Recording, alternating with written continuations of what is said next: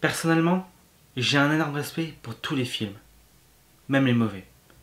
Parce que je sais que ça demande beaucoup de travail et beaucoup de personnes, notamment au scénario et à la réalisation. Donc je respecte ça. Et je me rends compte que faire un bon film est un miracle que peu de personnes ont les moyens de faire.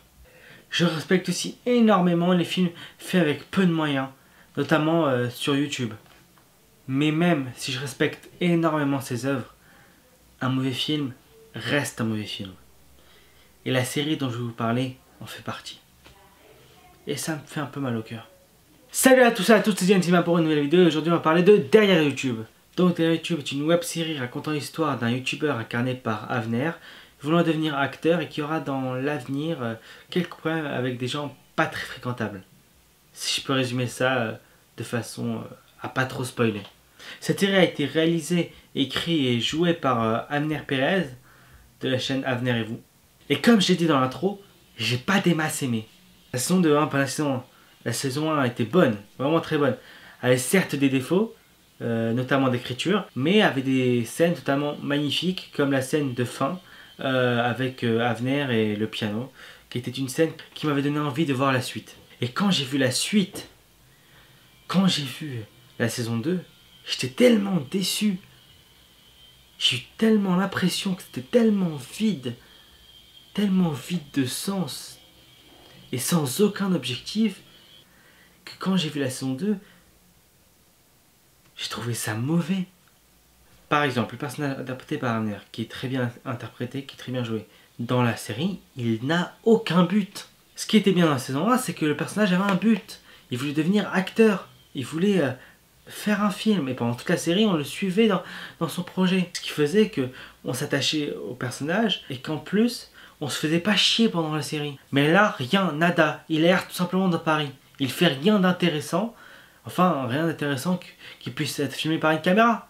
Il fait rien de concret à part se prendre des baffes dans sa gueule, il faut se le dire. J'ai l'impression qu'il a voulu faire une sorte de parcours initiatique. Le problème, c'est qu'il fait mal. Il fait mal notamment parce que du début à la fin de la série, le personnage ne change pas. Il change peut-être physiquement, mais pas mentalement. Et ça, c'est une erreur fatale. Bon, c'est une approche totalement personnelle, mais moi, quand j'entends une série qui s'appelle Derrière YouTube, moi, je m'attends à une série à peu près réaliste, montrant l'envers du décor comme dans la saison 1. Ce que j'attendais en tout cas moi dans cette saison, c'est qu'il pousse le concept encore plus loin.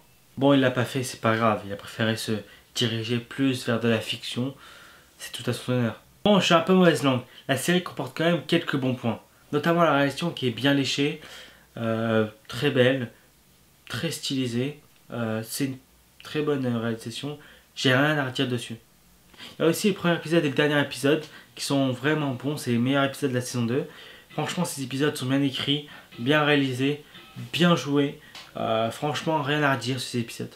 Il y a aussi la relation entre Avner et le SDF qui est bien écrite. Elle est un peu laborieuse à quelques épisodes, mais elle est bien exploitée en général. En général, elle est bien exploitée.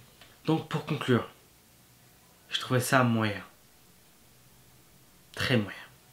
Il y a quelques moments d'éclat, comme la fin et le début, mais franchement, en général, c'est pas la joie. Mais il essaie quelque chose, il essaie d'être un tantinet innovateur, en tentant avec des plans que je n'ai vus nulle part ailleurs.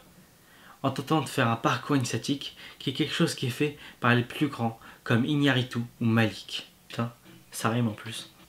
Mais ça me fait pas plaisir de dire ça. Parce que Avner, c'est un youtubeur que j'aime beaucoup. Lui et toute la Whitey femme. Donc je vous le conseille quand même. Parce qu'il est pas si mauvais que ça. Certes, il rate beaucoup de choses, mais j'ai déjà vu beaucoup pire que ça. Donc je vous le conseille parce qu'en plus de ça, ça fait tellement plaisir de voir de la fiction sur YouTube. Sur ce, je reviens avec une vidéo plus longue parce qu'elle était assez courte quand même. Non, je ne ferai pas la blague. Sur ce, c'était Diane Cinéma. À une prochaine.